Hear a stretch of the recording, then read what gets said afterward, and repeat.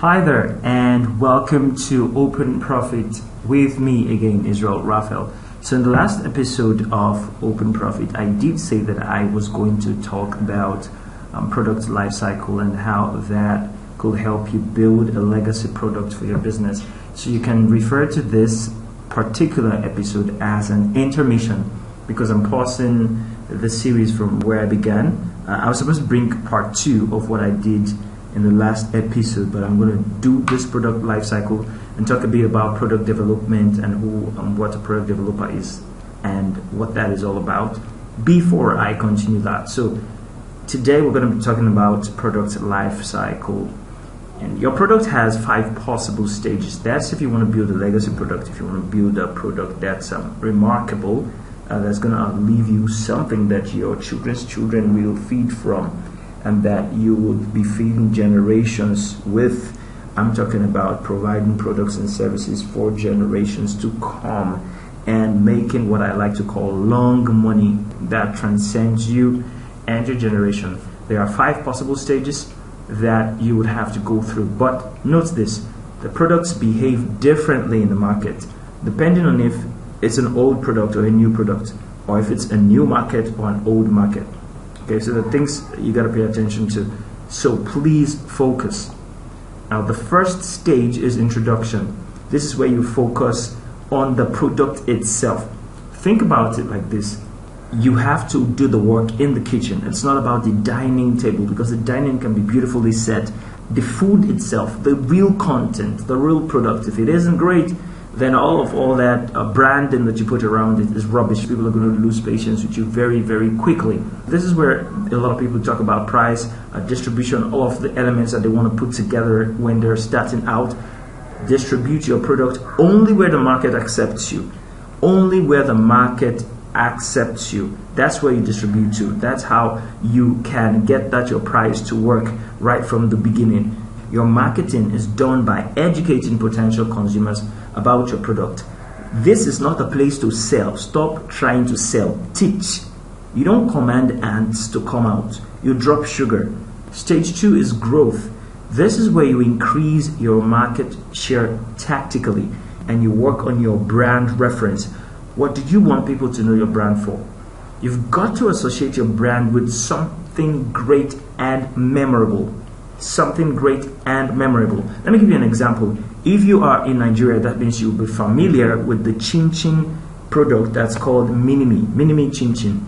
There's a woman smiling on the pack of Minimi. Now, a lot of you who were born in the late 2000s who are watching this may not be so aware, like the older peeps and folks of us are, about the woman who was smiling on the cabin biscuit packet way back in the day, in the late 80s and the 90s. So that's a very, very crafty brand association that the Dufil company did with Minimi, right? Making reference to that particular smiling face on the cabin biscuit packet that became like a household brand all over Nigeria, and I dare say parts of West Africa. Maintain product quality. If you want to grow, keep your product quality. Choose a price and stay there if you want to grow. Also maintain a price. If you increase services, you can maintain your price. So you want to start with super specific market audience. Send your products to them, and then as you have more and more pockets of those, you can begin to market to those that are related, that are of a similar demography, that have similar habits, that have a similar lifestyle. All those things. That's the point where that comes in. And then you begin to make the cash. Stage 3 is maturity. Now, this is where your sales could start to drop. You have to then differentiate your product here.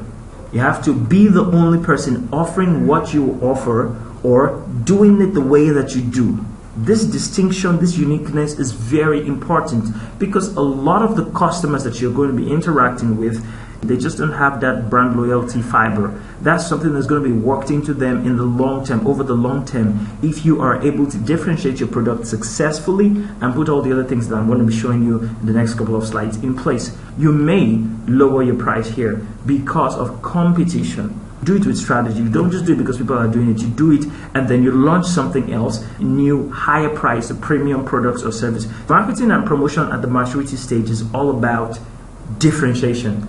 Okay, stage 4, decline. Now this is where people scream that something just happened right now. Yay, what's happening to my business? Listen, those who feel that way, they didn't plan for it. At some point, it's a natural point in the market, in the economic graph, the market saturation will occur. Competitive pressure will set in. The profits will drop naturally. The response is not to panic. The response is to first reduce your costs. Any overhead costs, cut that quickly. And then offer your products to only loyal customers of your niche. That's how you respond first of all, before you begin to put all the other tactics and strategies in place. Now, what do you do next? Product extension. That's a major strategy that you apply when decline has occurred. Now, if you're reading the market graph, you're understanding your product, you're understanding your business, you will know at what point it's likely that product decline will start to occur. When you've really hit that place, when you look at your revenue and it seems to have peaked at a particular average, it looks like all of the efforts that you're putting in place isn't making the same impact.